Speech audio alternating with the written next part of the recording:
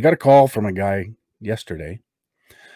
Never spoken to him before in my life. Never heard of his name before in my life. But he managed to call me and get through, and I answered. Um, and he made a really good point, and I don't disagree that the resistance that this movement represents, this fight to exercise and protect our rights, and of course, ultimately to oppose the globalist agenda has to start it has to be grassroots. Of course, it has to be grassroots. That's exactly what I'm doing. That's what we're doing. But part of the grassroots is getting out of the city and getting into the smaller towns where life is a little bit slower. Life is a little bit more, I'll even say cherished, where there's still a community, a sense of community. And he's absolutely right. But it's interesting how the conversation evolved for me and him, where we're now planning, and this isn't the first time, but this is just an example of the discussions I've been having. We are now planning to meet in secret in farmers' Kwanzats, in their big shops, on private property, so far private, so we can have discussions, so we can educate people. And I had to after the conversation I had with him, I mean, great idea, that's what we gotta do. But I had to, sit back and think to myself, "Jesus, I live in Canada, and I have to organize people into secret meeting places where we control who's aware of it, where we control who's gonna attend through word of mouth." We've devolved already, Canada. We're already there, where we have to plan events secretly so we don't get charged or ticketed or fined, or who knows? Worse is coming down. Worse is coming. Like, holy shit, this is where we are, where people across the country now have to plan secret meetings, underground meetings to bring people together so we can talk, so we can exercise our right to assemble peacefully. We have to do it in secret. Just wrap your head around that. 2020, Canada, and we have to do this.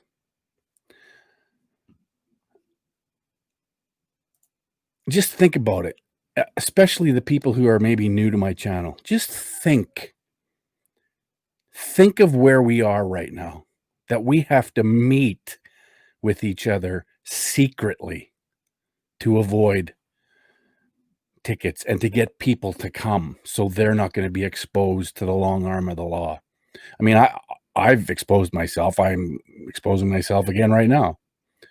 Whatever, I do what I do, but there's so many people that are scared to come to these rallies, to come to these events for fear of public shaming, for fear of getting a ticket, for fear of being identified and losing their job. Think about where we are right now in our country. Wrap your head around that. For a flu that has 99.7% plus recovery for anybody over the age of 77, 98% for anybody over that age, similar to the flu. Using numbers, case numbers, and deaths identified as COVID, derived from a PCR test that has been ruled and deemed unreliable in a court of law. A test that, if using a 40 cycle threshold, renders the test useless, We are shutting down our economy. We're killing small business. We're destroying livelihoods. We're destroying community. We're dividing community. We're ticketing people $2,800 for assembling peacefully. We're arresting people. We're arresting kids playing hockey on a rink, for God's sake. We're arresting a small business owner for simply wanting to open his business and charging him with break and enter and trespass and obstructing justice. Are you insane? And we're doing this because of a bullshit PCR test? And then people bitch at me because I'm killing grandma, because I'm killing old people with my position. The government is actively killing old people by not offering HCQ or ivermectin or other effective remedies and therapies. I'm not killing anybody. The government is actively killing our elderly by not offering effective remedies like HCQ and ivermectin. And I'm the bad guy that the media uses. All these virtue signaling douchebags that we've had to deal with for I don't know how long, out there virtue signaling against bullying, when the state and the media supported by the state and then in turn the people bully and shame and ridicule people like myself and all you good folks and so many good folks around the province and across the country are being bullied and shamed by their employers because they can't wear a mask or because they're not going to get a vaccine. That's where we're headed. And I'm the bad guy. Virtue signaling assholes have been on this whole bullying for years. When does that apply? When does that start to apply? The state is actively bullying and intimidating people like myself and many others. Actively. To the chorus of applause. Only because I want to see our rights protected and defended and exercised. That's my evil. That's all these people's evil. That's why they deserve to be shamed, ridiculed, harassed, ticketed, arrested, while people's lives and livelihoods are being destroyed over a PCR test that's deriving numbers from bullshit.